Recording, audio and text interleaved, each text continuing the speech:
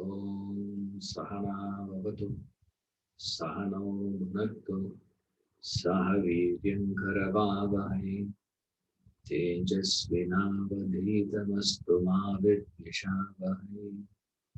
Om Shanti Shanti Shanti.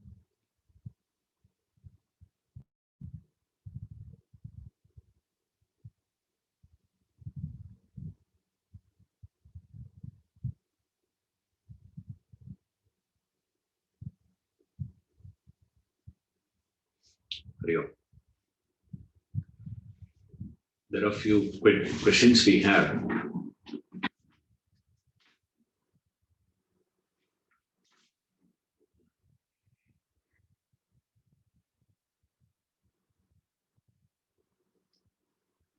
Why do we pour milk, ghee, and other edible items on idol and perform abhishekam?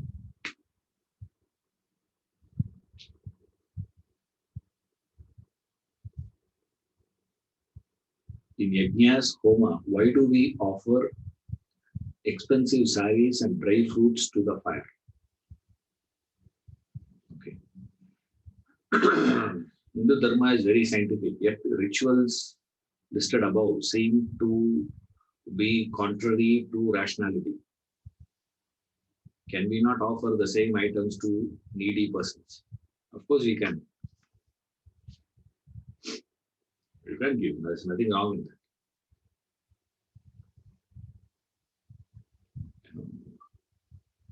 Why do we pour milk, ghee, and other edible items? As I see it. And then he is asking this question: can we not? It's contrary to rationality. What is rational?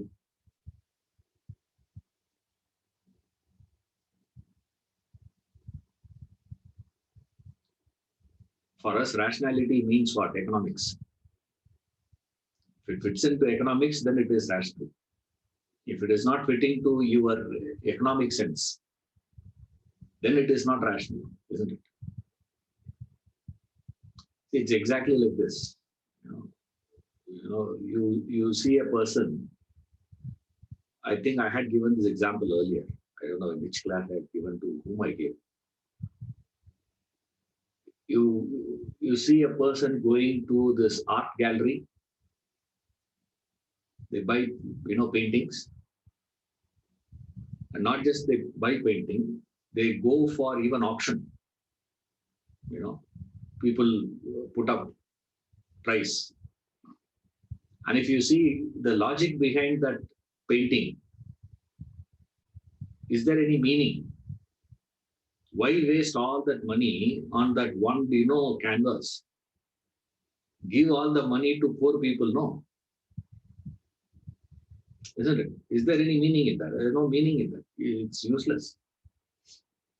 Anyway, you are going to travel in the same flight only, right?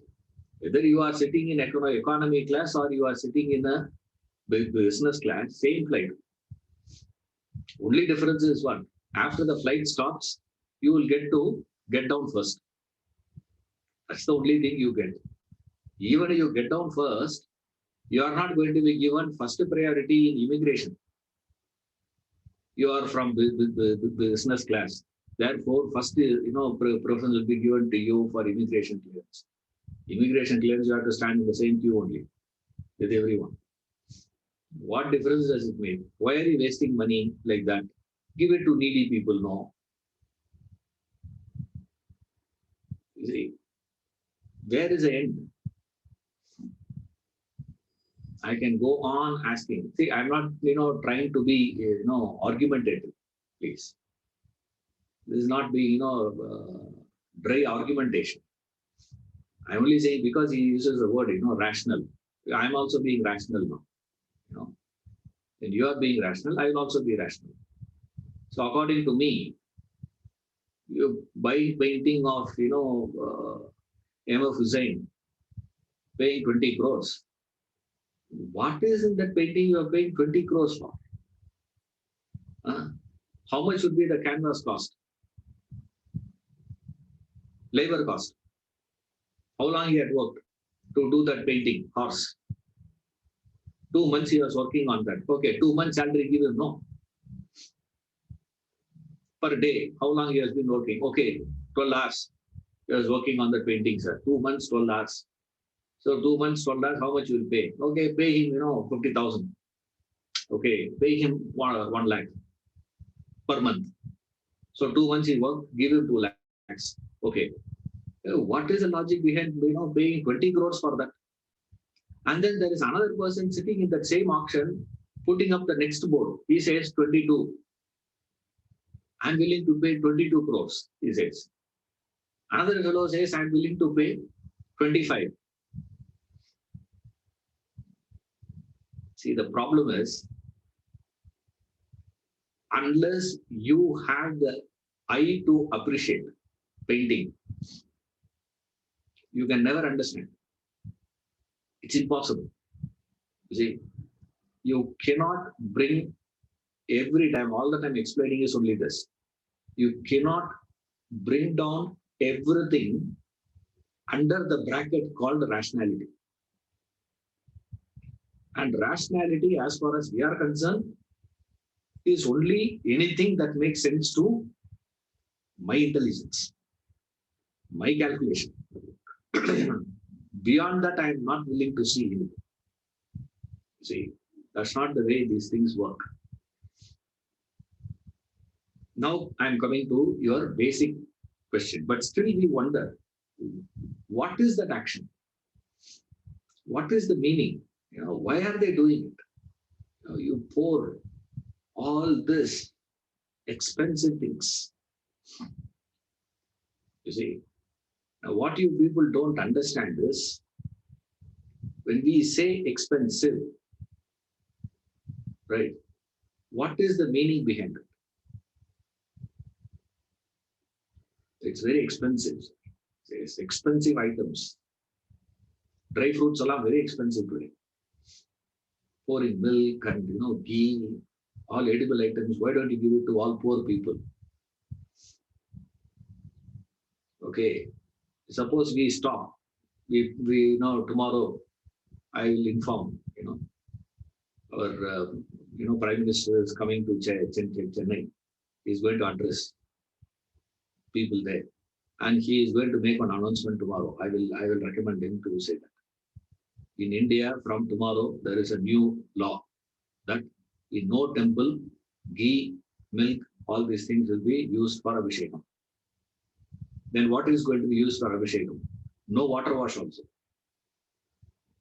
In the vehicles, when you give for car service, they don't do water wash now. They just wipe it and give it back to you. They don't use this water because water is more precious today. So there is scarcity of water. So no Abhishekam will be done in all temple. Okay. Vishnu will be very happy anyway because he doesn't go for all that. He doesn't go for the Abhishekam and all that Vishnu. Only Shiva will be in trouble. We will adjust with him. And other gods will tell them, hey, adjustment. It's okay. Few years you adjust. And then let's see. You mean to say all that will be redirected there? So from day after tomorrow onwards, no one will go without hunger. Does it mean you should not do anything about it? Feeding the hungry is a different dimension. Rituals is a different dimension. They don't come into same calculation. They're not the same. They are two different things. Now here when we see this pouring milk, ghee and all this, I did mention earlier that only when you have a particular understanding about that, whatever you see there. First question we ask is, what do you see there? You go to a temple, you see what?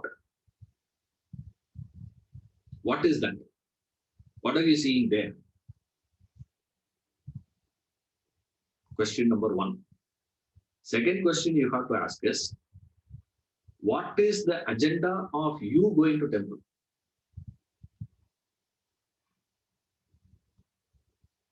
Every Saturday, my girlfriend comes. Therefore, I also go to temple.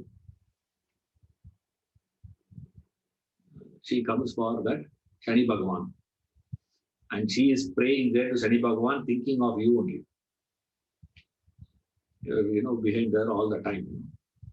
Just to get rid of you, she is going there, and you go there and stand also. Is that the purpose for which you are going to temple? What is the purpose of you going to temple? Forget about what is happening there and all. Right? Unless you answer to these two questions, we cannot progress in our thinking. So first, you got to answer for what you are going to temple. Why the temple was constructed, what is the purpose behind this, what is the science, art, chemistry, physics, Allah, we will see later. Fundamental question is, why are you going there? Number one. Number two, when you go there, what are you seeing?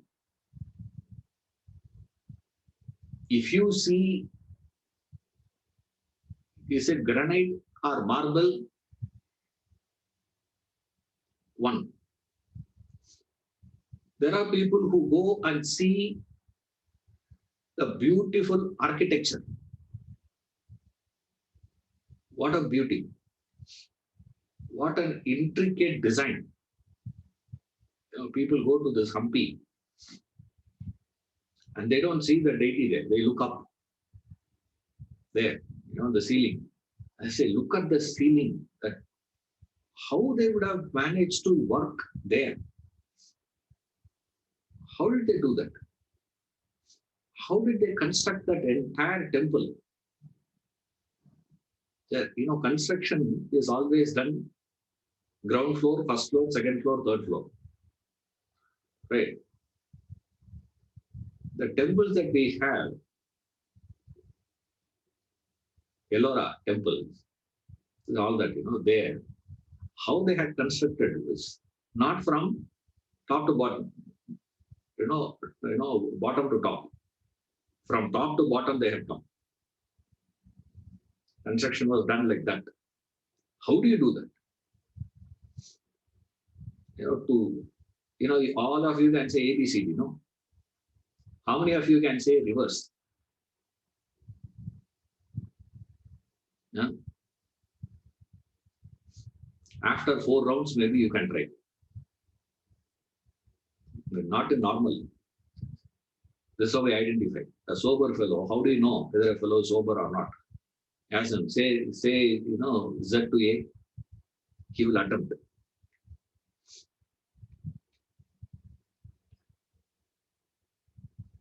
This is easy. From there to here, how did they do that?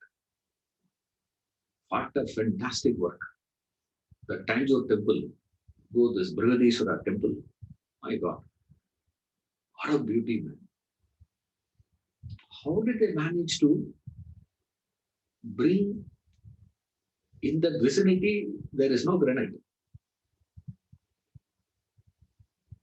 Around about 100 miles, no possibility of having granite at all. The entire temple was built, that stone. From where they brought that stone, how they transported it, how that was built, how many years it took, who are the fellows, and he has given the list of all those people who had worked, and the chief architect statue is there. If you go, you can see a man who is a chief, who put up the whole thing. Beautiful, sir. Superb, fantastic. So when you go there, you see sculpture, you see art. I'm not saying it's wrong, please. I'm only saying there are 3 different ways of looking at it. Now the third fellow goes there and he sees divinity there. right? He does these things. He performs this Abhishekam and all that. Okay. So first you need to recognize who is doing it. Now today you do it out of what? Out of mechanical one or out of fear? You see, you go to Koke Subramanya. Why? Are you interested in Subramanya or what? No, no. You are scared of snake. That's all. You know, you're scared of Sarpadosha. You are not interested in Subramanya. Out of fear you go. Now you go there and you do the same thing is done by that person. It has no meaning. You know, to those people, your argument is correct. Instead of wasting there, you better give and go. Correct. And today you will find 99.9999 people going there with what?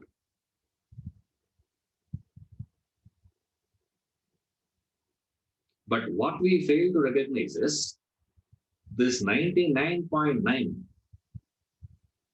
is needed for us to create that 0.1% to come out.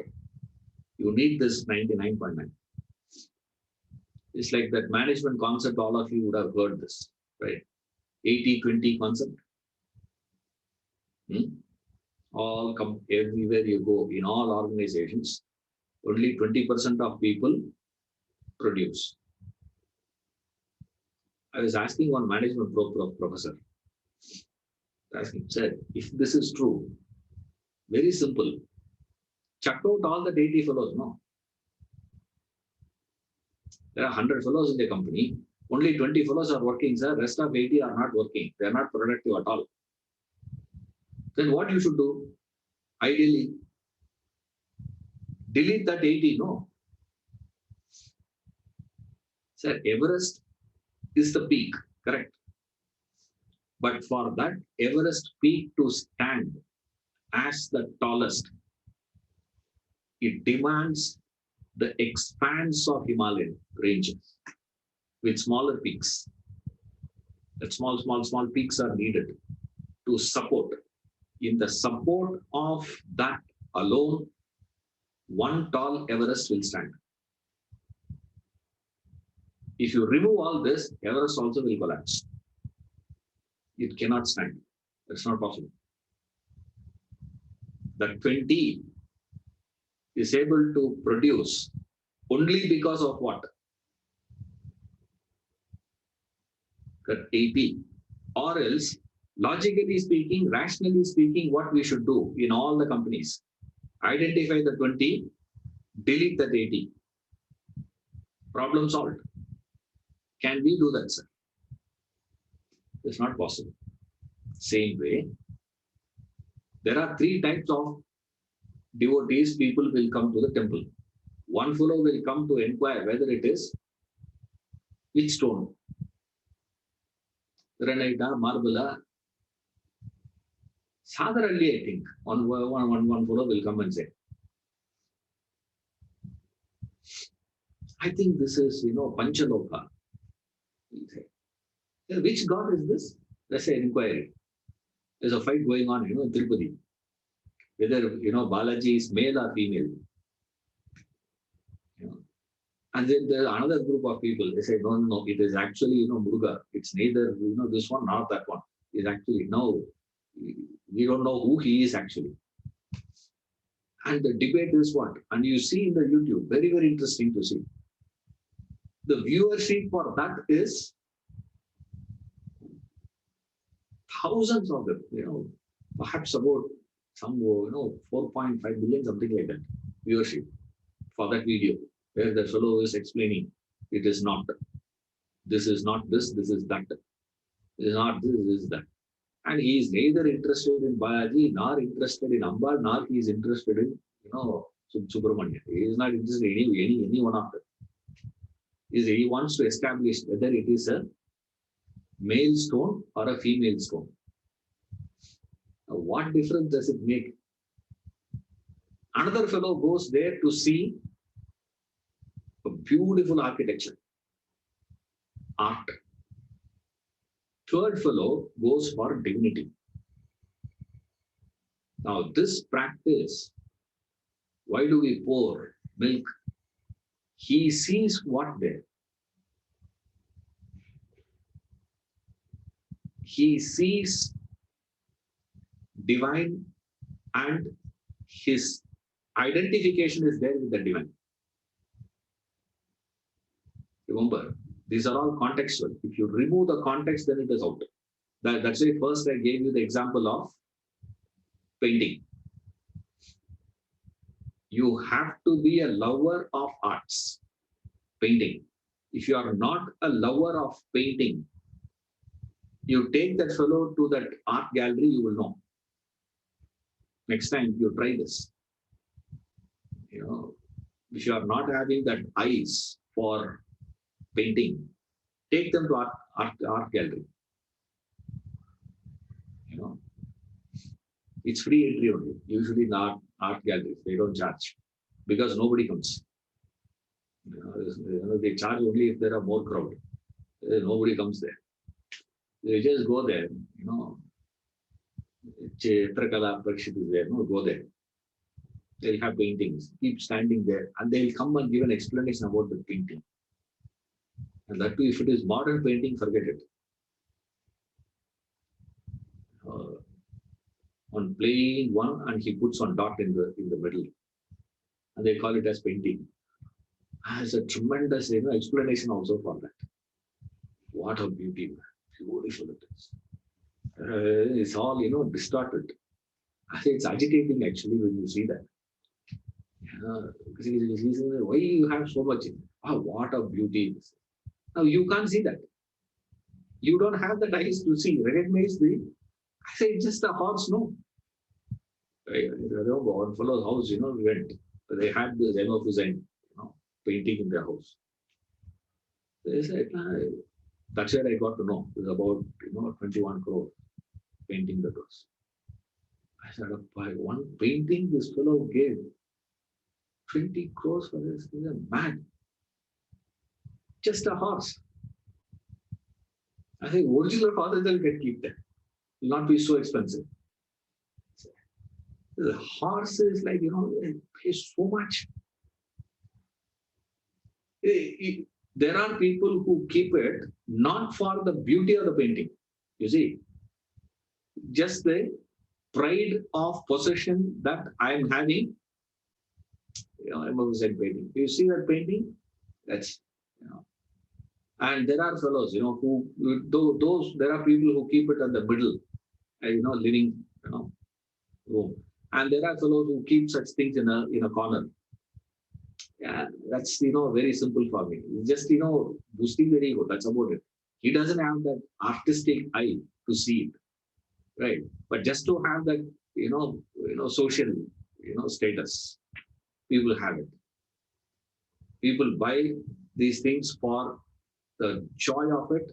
There are people who buy for the pride of it. They can see the beauty of the painting. They buy. As a lover of art, you buy. Or as pride also you can buy and keep. Nothing wrong in that. I'm not saying it is right or wrong. There are two ways of buying and keeping. When you go to somebody's house, do you see what first? Shows more about you than them. If you go there and see that painting, first thought should come in your mind is what? This fellow should be an appreciator of arts. He should have that, sympathetic eyes towards art. Or you may come out and say, what? Look at that fellow's arrogance, pride, wasting money. That only shows what? Not about him. That shows more about your state of mind. Same way. You go to the temple, You see the acts performed by this person, you come out with a judgment what shows more about you than about him. Then why he is doing it, sir? He's doing it for two reasons. Remember, now condition number one, you must be able to see the divinity first. If you can't see divinity there, then nothing works. Then it is of no use actually. Exactly like painting. Remember this. Remember that example. Without that example, you can't understand. You will not be able to understand. Right? Or even poetry. In the poetry, you read that, poetries. I have never understood what is the beauty in a poetry. I've also read poetries. The same words only is also using. In the beauty is there. Now, what can you do? If you cannot see, you cannot see. So first, you need to see divinity. Number one. Number two, when you see that divinity, meaning you are establishing a relationship with the divinity, with God. You should see that as a representation, God in that form. It's God. As far as you are concerned, it is God. Example, your lover's picture, photograph. The photograph of your beloved is your beloved, as far as you are concerned. If I tear that photograph, you will get angry with me. If I just throw that picture, you will get angry with me. Why? Because it is a few years back, I remember one, some spiritual person, or I don't know who that is. They put up a photograph. It came in the media, so popularly it came. The national flag was kept under their feet. They just placed the national flag at the feet. Some devotee, and it became such a big, case. How can you put a flag under the feet of a person? It's an insult that became a big, issue. Now, you should be able to see that flag as the pride of nation, for which you must have that national consciousness first. Or else, it's just a piece of cloth as far as you are concerned. What difference does it make? Which piece of cloth? I need some cloth to wipe. No. Just take it and wipe. That's it.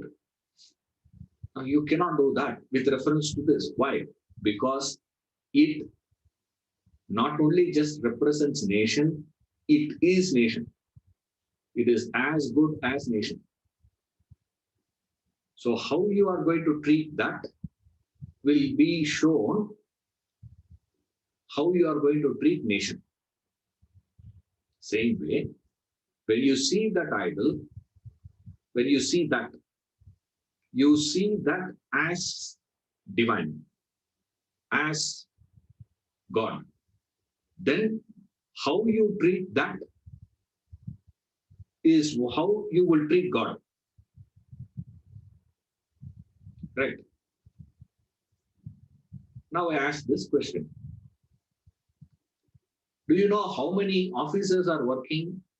How many employees are there in Prime Minister's office?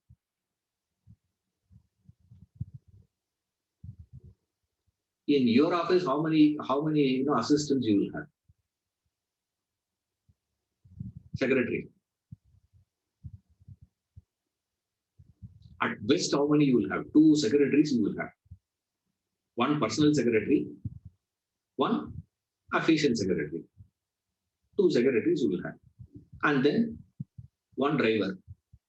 You are not going to have 25 drivers in your house. Right? Yes. How many people will be working directly in Mukesh Ambani's office? In his office, reporting to him directly.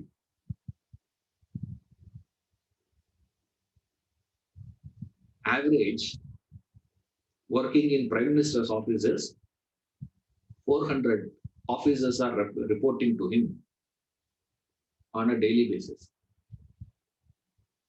Reports go to him, and that gets filtered, and that gets filtered, then gets filtered. Layers of filtrations are there in Prime Minister's office, Indian Prime Minister.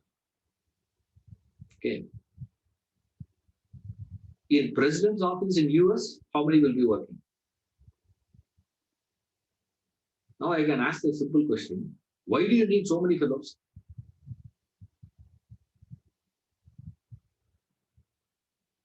Why do you need so many fellows?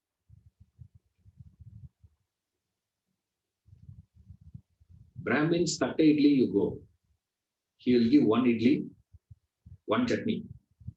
Any day you go, same idli, same chutney only he will give. Murugan idli shop you go, he'll give one idli, 3 types of chutney, and 2 types of sambar, and 1 padagapudi. For 1 idli, he gives 6. Now my question is, why is he doing that?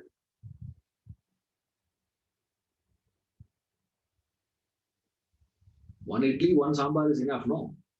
Sarana Bhavan you go, he will give 1 idli, 1 chutney, 1 sambar. Tate idli you go, he will give 1 idli, one chutney only, no sambar also there.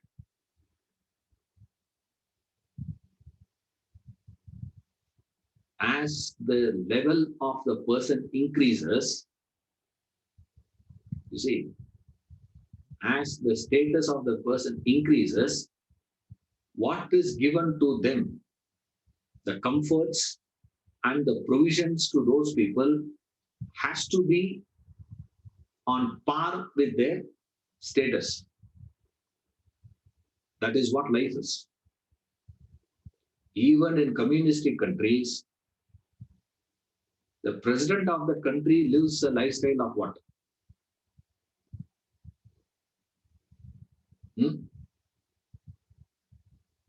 How does he live? You cannot give them the same as ordinary people. Everyone has to live their life according to their position. Remember, you can't make everyone live in the same way. Then who will define the standard? Is Brahmin's Tatte Idli standard, or Sarana Bhavan Idli standard, or Murugan Idli shop standard? Who is the standard? Then you go to Oberoi, he gives Idli Sambar. Now, who is the standard now? Now, we can't define like that. Therefore, as your position escalates, increases, certain comforts, certain things which we consider as luxury, even unnecessary luxuries, has to be provided. That's no option. Now come back to God. According to this person who's seeing divinity there, what is it for him?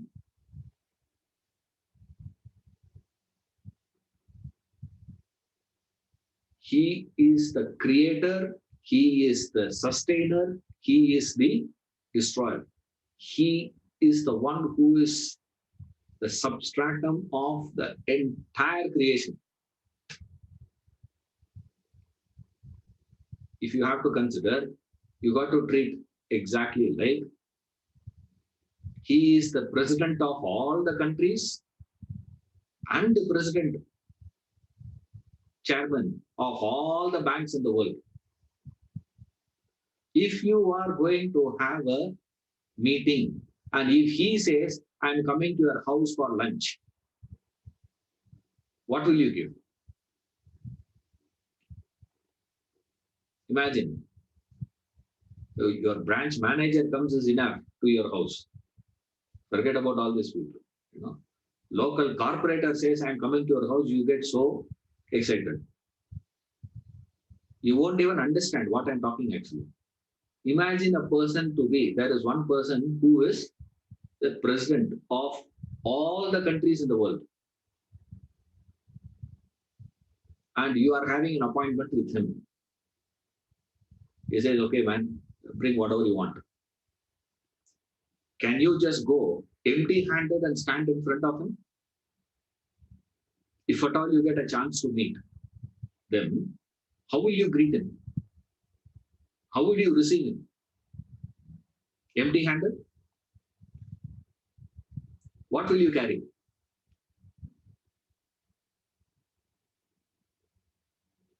Remember this. Otherwise, you can't understand what we are doing. That's why people don't understand.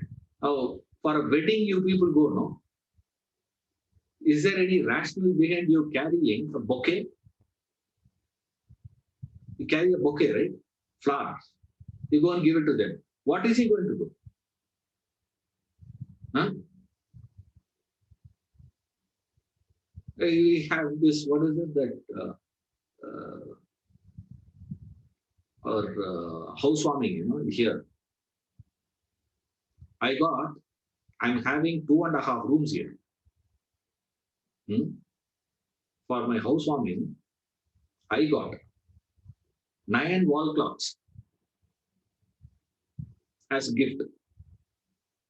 9 wall clocks as gift. And the most interesting part is there's one fellow who gave, gift. Wine glass. Wine glass, I have it here with me. If you come next time, I'll show you. It's there still, I'm having it. I'm not using it, but it's there. I said, for what this is he is giving me? I said, wine, what I'm going to do with a wine glass? He's coming and giving me wall clock. Now, every wall I have to have a clock now. Like a travel company, you go, they'll have, 7, 8 wall clocks will be there, New York time. I wonder, why should I know New York time and sitting in Bangalore? London time, this time, that time. For what all this? That's why today, what people have started doing is, they said no gifts. As though it is something pride. Not because that they don't want your gifts, because you are so stupidly bring gifts. That's why they stop. That's why traditional people don't do that. Traditional people will give money and go. Marriages, when we go, always you will find, girl side only will get more gifts, more money collection. Boy side will not be a collection. Boy side will never get anything. You see, gift next time when you go, to any receptions and all that, whenever that happens, 21, 22, 23, somewhere, 20, 24, 20, 25, we may start, reviving that, wedding reception, anybody can come, everyone are welcome and all that. Next time when you go, remember to see the side, which side they get more gifts. When you're standing in queue,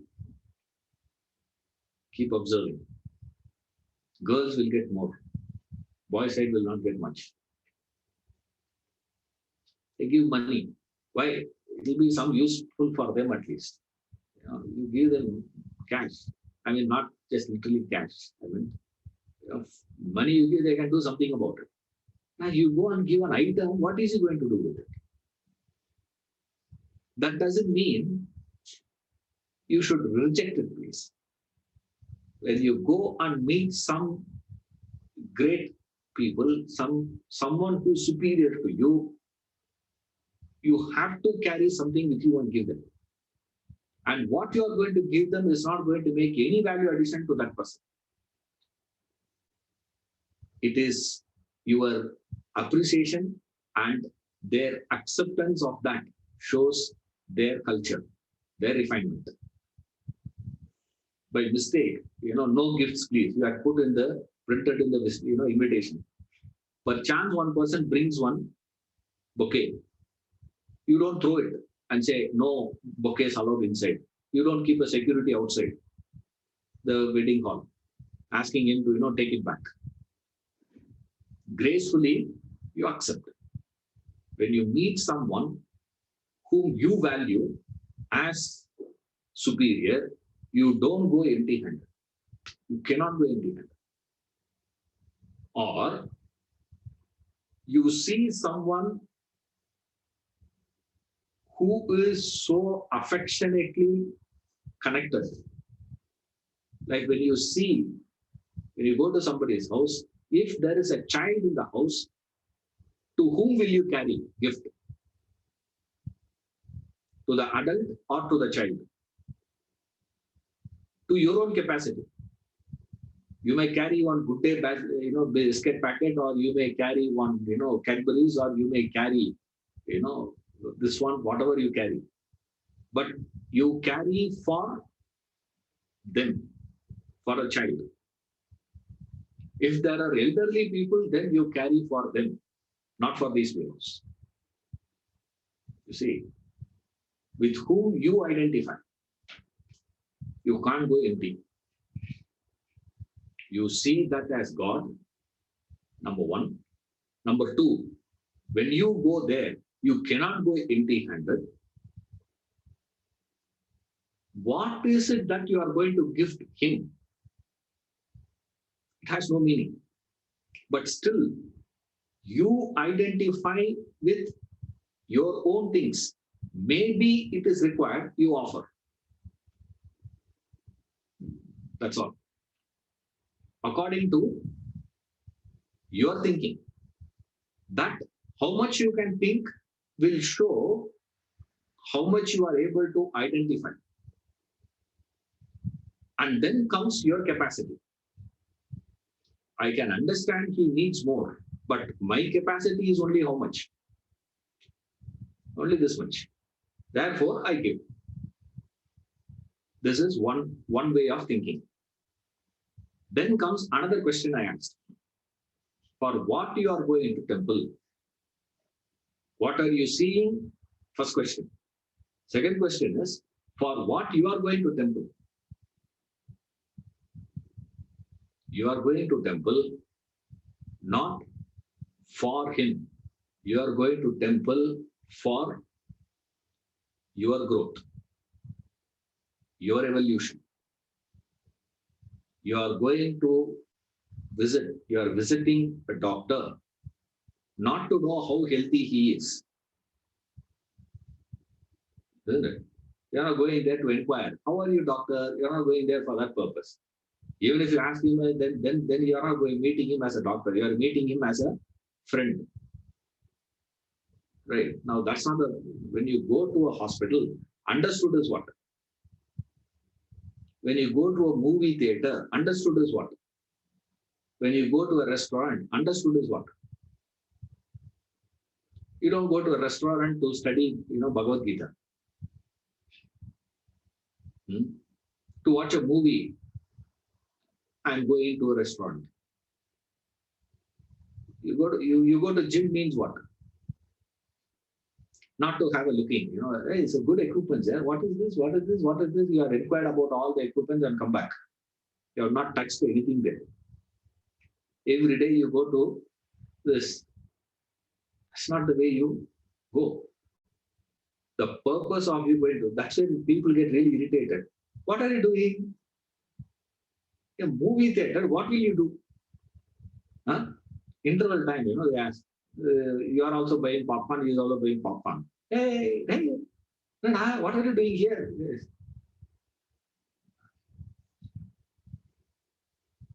What is the purpose?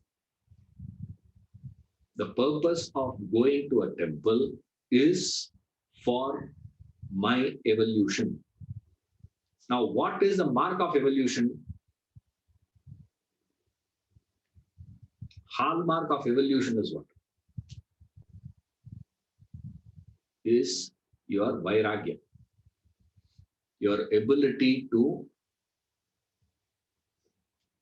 renounce, your ability to give up, You see, that ability should be there. How effortlessly you are able to drop things. What you should drop? Effortlessly, we drop things for which we have no value. I'm able to give up. What I'm able to give up? I can give up the things which are very valueless for us. That's why all of us give, old clothes. We had this, tsunami comes, earthquake. Oh, what to do now? Go, the fellow goes and opens a cupboard and starts searching for a cloth. Which t-shirt he will give? A brand new one. And this is next to it, already there are 2 holes in that. Now what to do with this? Give it up. Will you do that to your son? Will you do that to your daughter? Huh?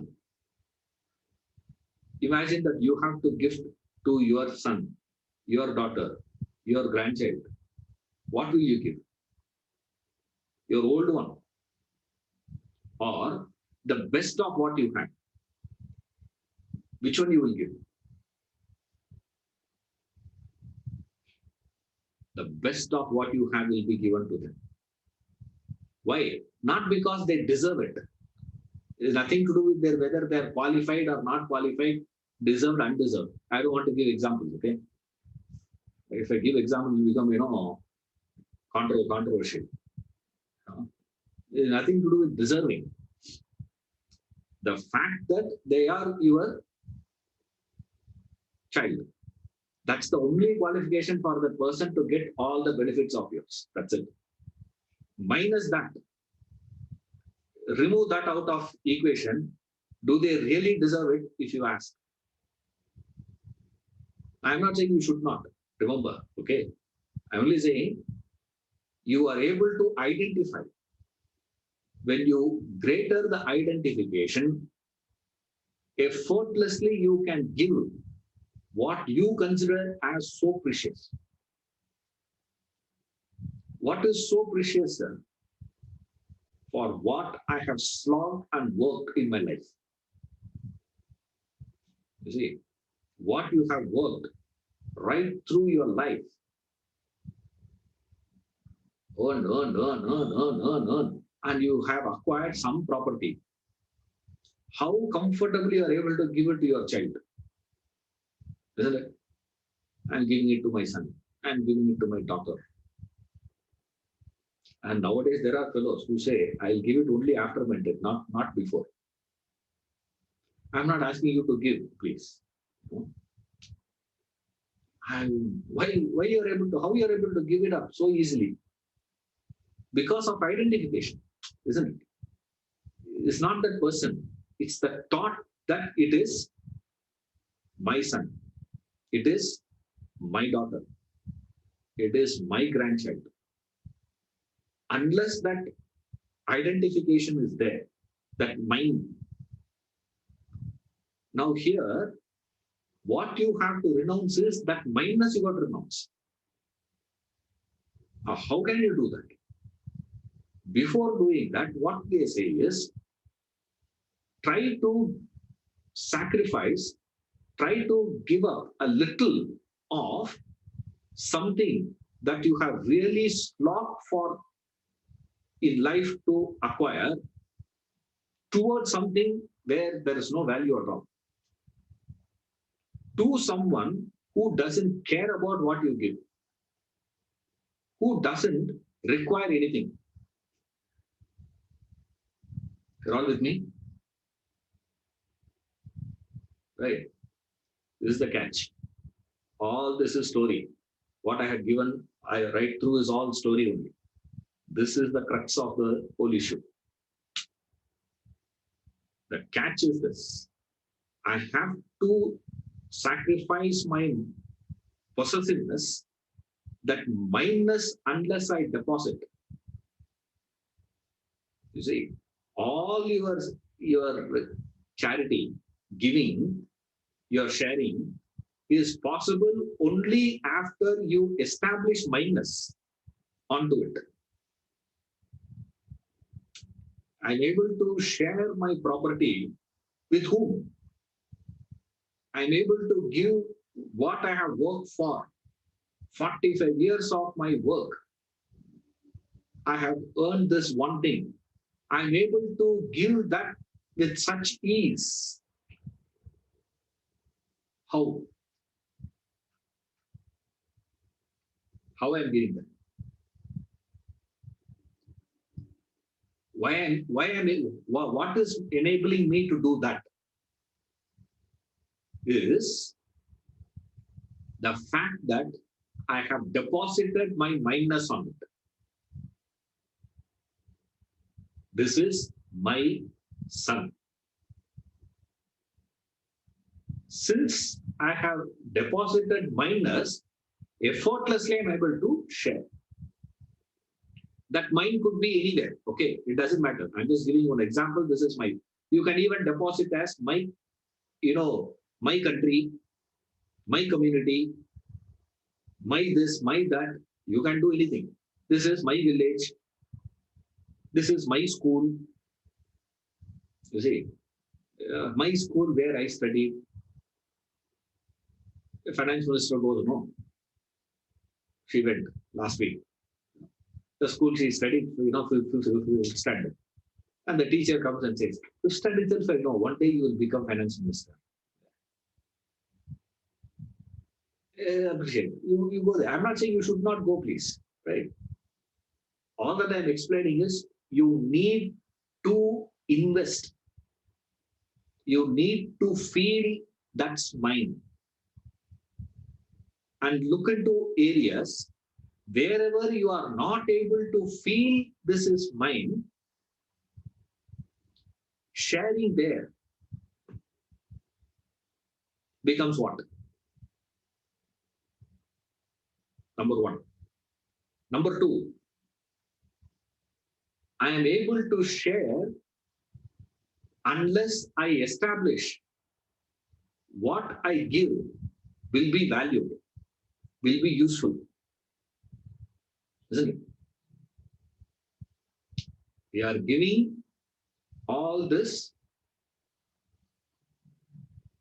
clothes and things that became a big problem. You know that, no? When we had tsunami in Tamil Nadu, our villages were there. I have seen. We go to their houses. The fellow had 3 mixie in his house. 3 mixies and 2 television in a house. 2 TVs he had and 3 mixies he had. And a grinder. They didn't give grinder. They gave only mixie. Yeah. The 3 fellows gave mixie. The fellows brought 3 mixies and they escaped. And then I asked those, guys who are working there, you know those guys. Some of them are my friends. So I asked them, this has become a big problem down here. So what? They got truckloads of clothes, which they just have to throw it, reject it. Reject it. We don't need this. Now, why people started giving it so much? Because everyone started feeling what?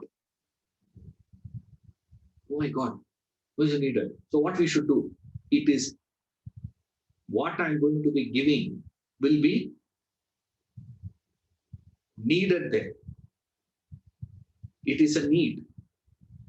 You see that? There is a demand. There is a requirement.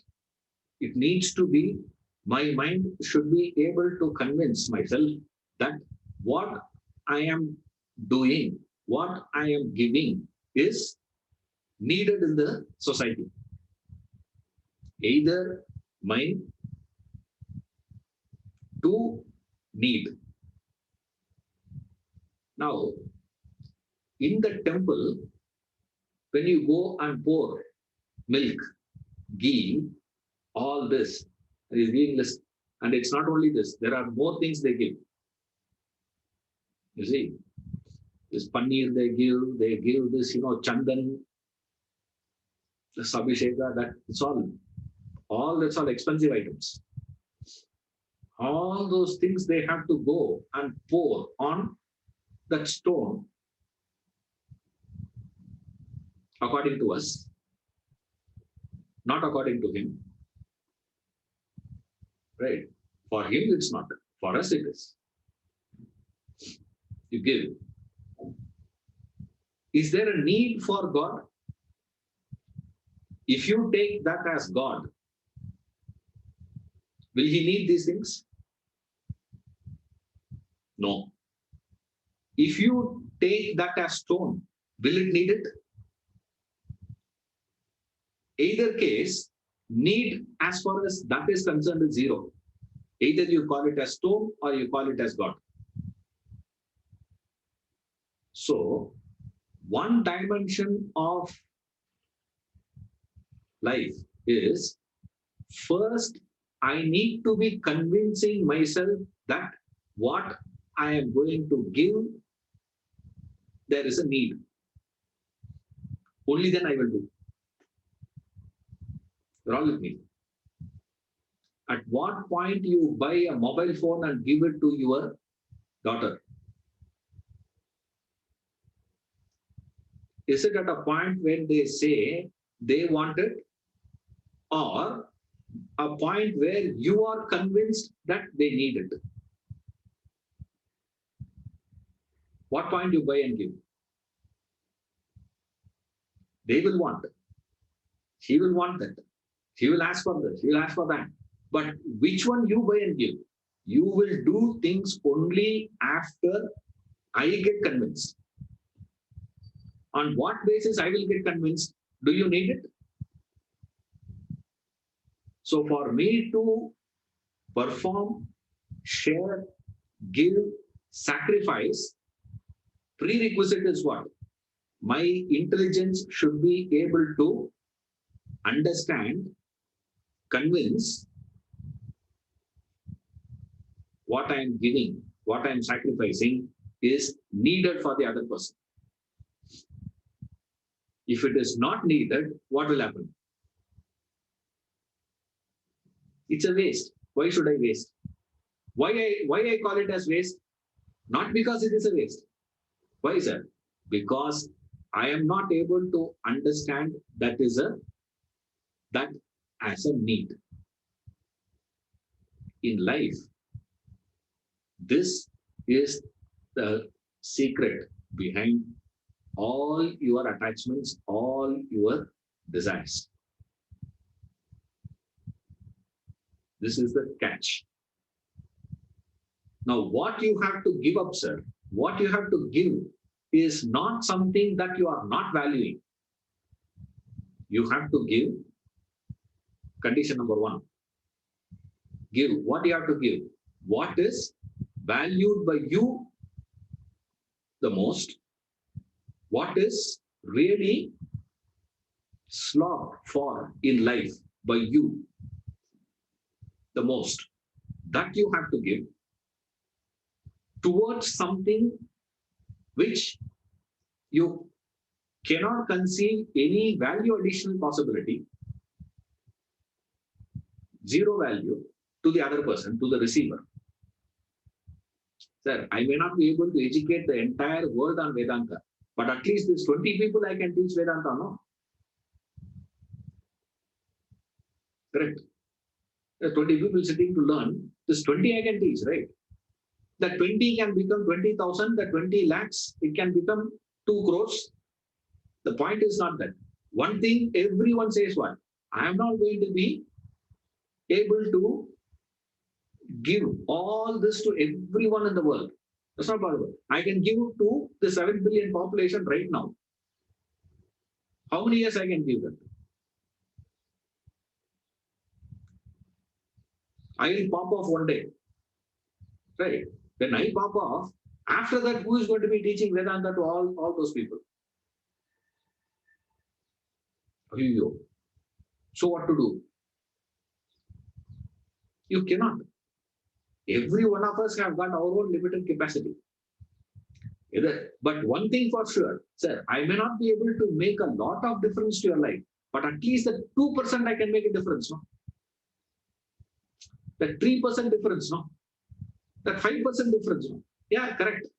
But I wanted that confirmation of that 5% in my mind for me to come and sit.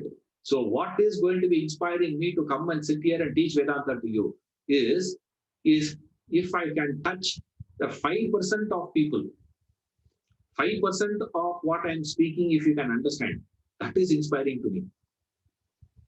Suppose, imagine 100 out of 100, no one is going to understand what you are speaking. What will happen then? Where is your motivation to talk after that? Zero motivation. You see that? You need to motivate yourself to do something only after this. That too, when you are asking me to give up something which I have worked for.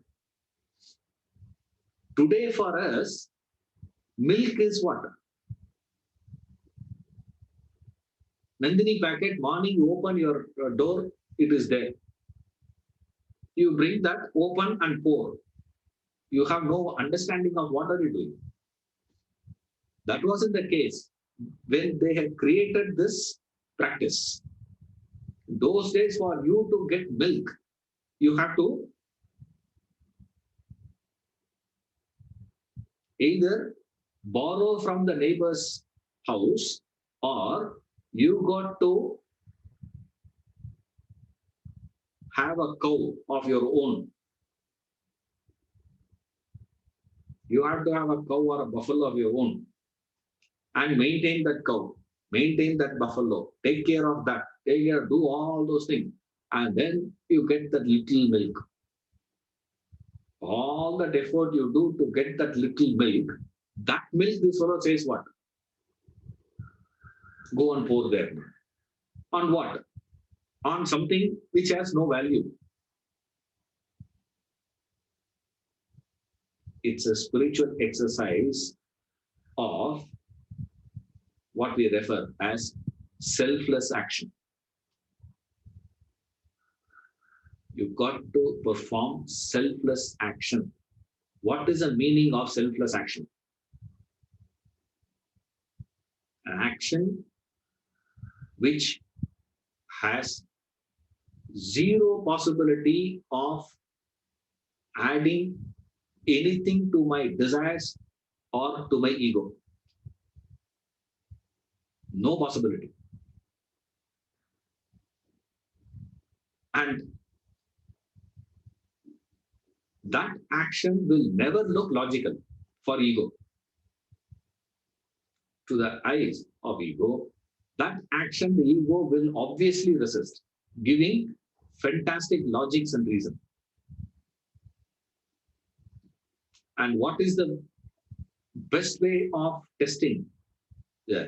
They say, what you have worked for, go and pour it in the fire. Today, for you to put that rice, in fire is what? Has no meaning. Because you get rice from Big Bazaar. And now you don't go to Big Bazaar. What is it? This online. Big Basket. Big Bazaar. Big Basket. The fellow comes and delivers at home. And then people have an argument also. For this one, which rice you should buy?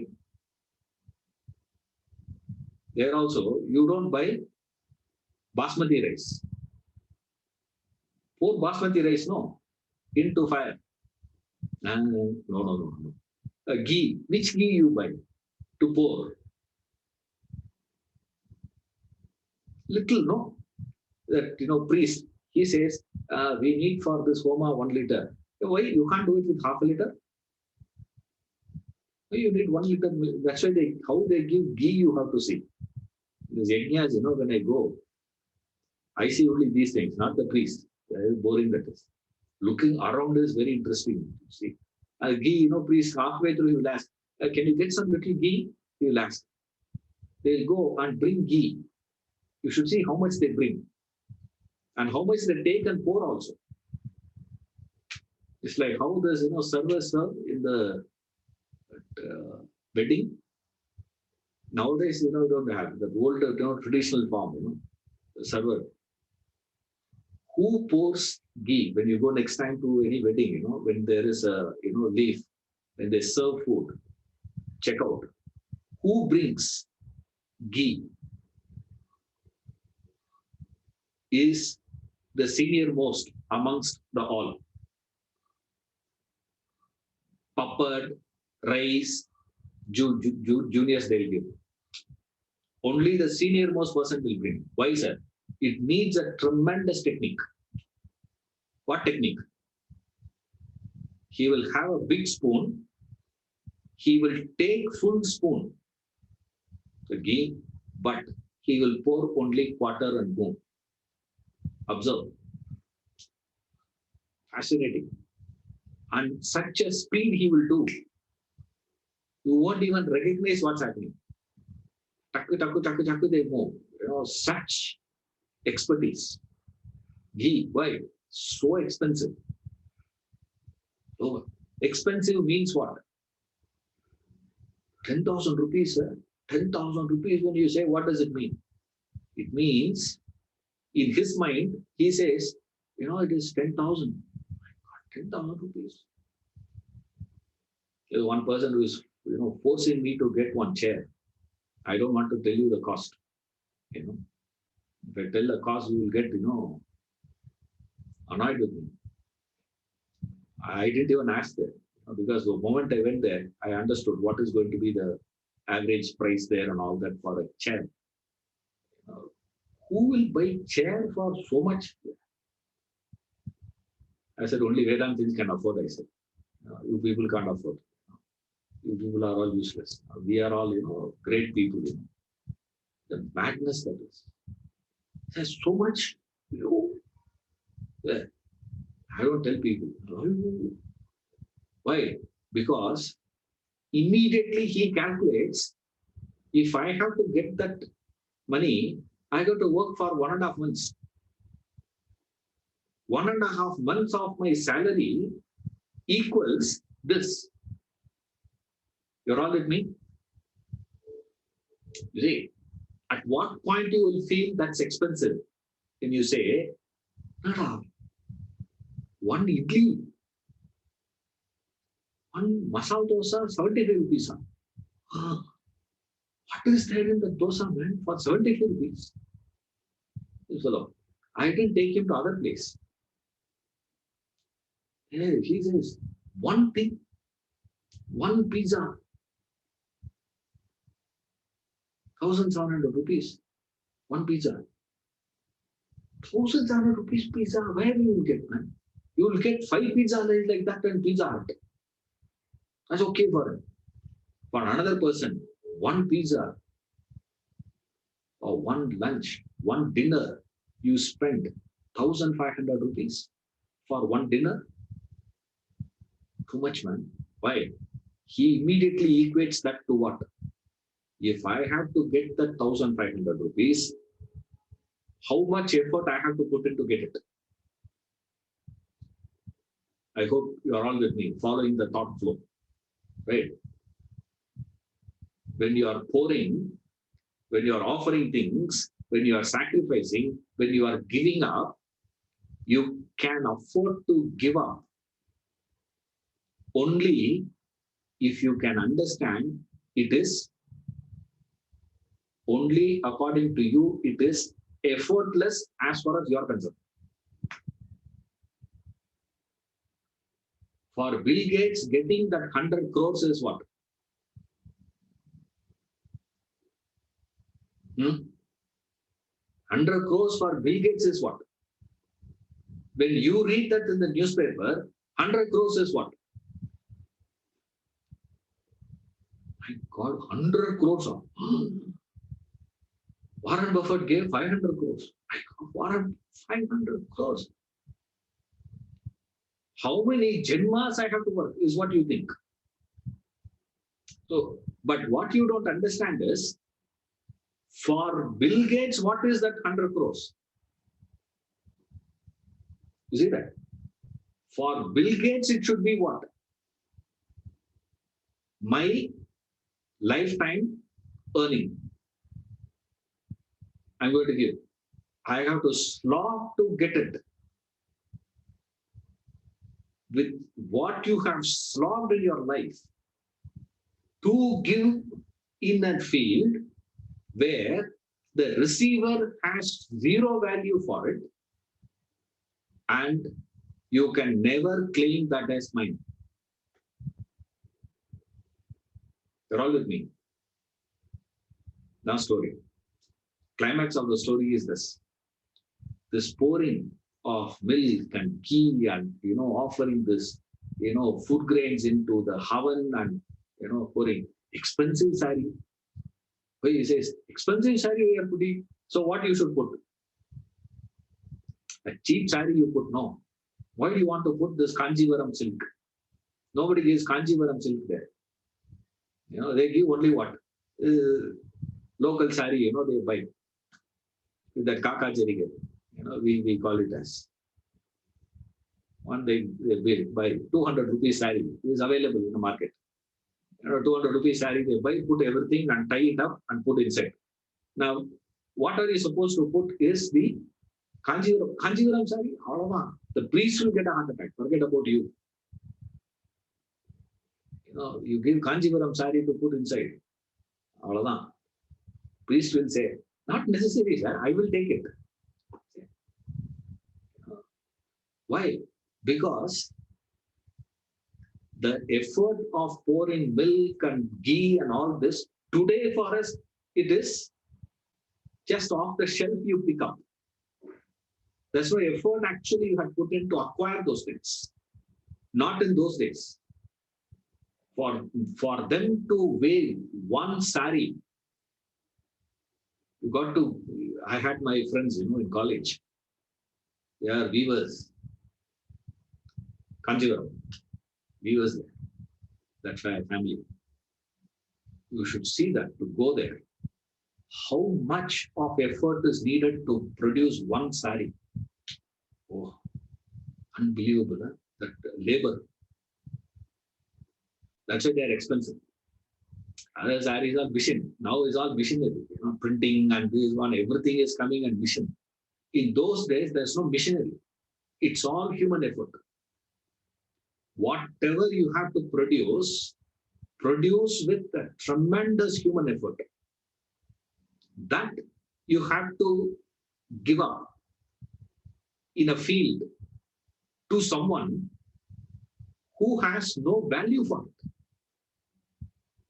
Whether you take it as God, you take it as stone, doesn't make a difference. Either case, it has no value for it. You can take it as divinity, it has no value. You take it as stone, it has no value. But then you have to go and do it. For what? If you see it as a divinity, identification. Value, respect. I have to give the best to him. One. You take it as your side. If I have to grow, I need to practice this selfless action in my life. Starting point of selfless action is what? Your ability to sacrifice what you have slogged for in life. Now, today, what is it that you are slogging for?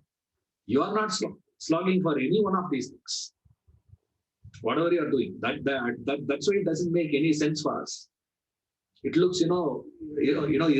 He's correct. It looks so irrational. Why? Because you are not in the context at all. You are totally out of context. That's why this practice. This is a practice which is highly criticized, highly commented by people. Lot of them. In fact, even I have also criticized it a lot. My criticisms are even much more harsher than this. He's been very polite and very refined. My criticisms were not like this. It used to be very bad. You know, like atheistic, thinking. But what you need to understand is this: that effort demands you to grow. If you have to grow spiritual, you need to define what is spiritual growth means. Spiritual growth means my ability to move away from my ego and egocentric desires. What is the brick which has created my ego today is my possessiveness. This is mine, this is mine, this is mine, this is mine. Brick by brick, you build the wall of ego. What is a brick, sir? Possessiveness. Now you got to do what, sir? Undo it. You got to remove that possessiveness. How will you remove that possessiveness? Now you can't say, I'm going to give it to my son. Why? You have already invested your mind there. You see that? This is my son, I'm going to give, my daughter I'm giving, my child will give, my grandchild I give. Now you are able to give there, but you are retaining your possessiveness there. That's why you are not evolving. See, evolution is an effort that you got to put in. Starting point is what? What you have slogged for, give up towards something, someone who doesn't need it, who doesn't value it, to whom it is useless. Now imagine, that's why we can't understand. What is the service you are doing? People ask me. You are moving only with all rich people only. Some of my relatives, they say, no service you are doing. You are only receiving. What are you doing actually? They ask me. I say, correct. I know how to choose my career better, I say. Career choice. This Corona time, everyone got scared. I said, my income doubled, I said. Your income and all going down. My income doubled. I said, let Corona extend. My income goes more. You're receiving only. What are you giving? Inner service you are doing. Look at the way you are living your lifestyle. You're living a better lifestyle than any one of us. What service, man? The problem is what? You can understand service is possible only towards the downtrodden. Poverty, sickness. We never understand even the other well settled, even the super rich needed to be served. You can't even recognize their need. Forget about giving a solution. You can't even understand it. What is the service needed for them is totally different. Now, when you come to spiritual, the equation is totally different. Your ability to give up, ability to sacrifice what you have slogged for. Today, since we have not slogged to get milk, we have not slogged to get ghee, butter, because you have a refrigerator. Try to live for 1 month without refrigerator. You will know. How difficult it is to live without fridge. Impossible. Without refrigerator, you can't live your life. That's the difficulty here, he said. Ability to sacrifice is directly connected to the things that I value the most. What is that I value? The ego. What is the ego made up of? All my possessions and my possessiveness towards my possessions.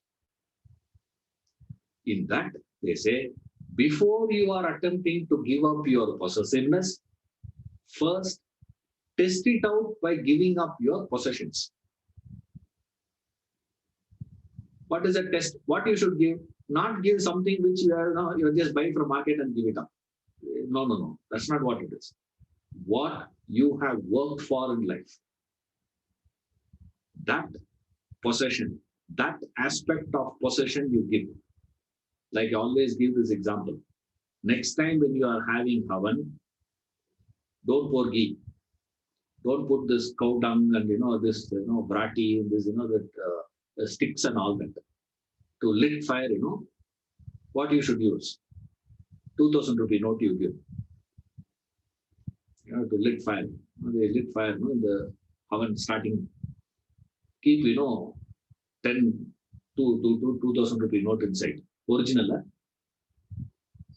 okay, not photocopy. Put inside and look at the priest. Just for fun, you can try once. Look at his face.